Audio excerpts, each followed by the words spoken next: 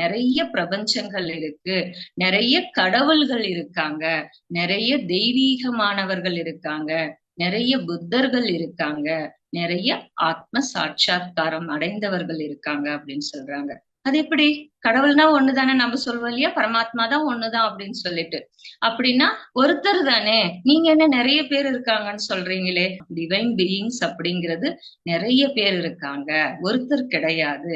எண்ணற்ற மனிதர்கள் கூட இருக்காங்க.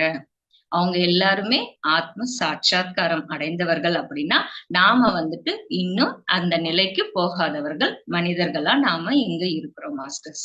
ஆனா இந்த மனிதர்கள் கணக்க நாம பண்ணும்போது கடவுள்கள் அப்படிங்கிறது குறைவானவர்களா இருப்பாங்க எண்ணிக்கையில. சோ நாம தான் மாஸ்டர்ஸ் அதிகமா இருக்கிறோம். நாம சொல்றது மனிதர்கள் அப்படிங்கிறது இந்த பூமியில வாழ்ற நாம மட்டும் கிடையாது, எண்ணற்ற கேலக்சிகள் இருக்கு இல்லையா? சோ அந்த இடத்துல வாழ்ற உயிரினங்கள் எல்லாத்தையுமே சேர்த்து அவங்க சொல்றாங்க.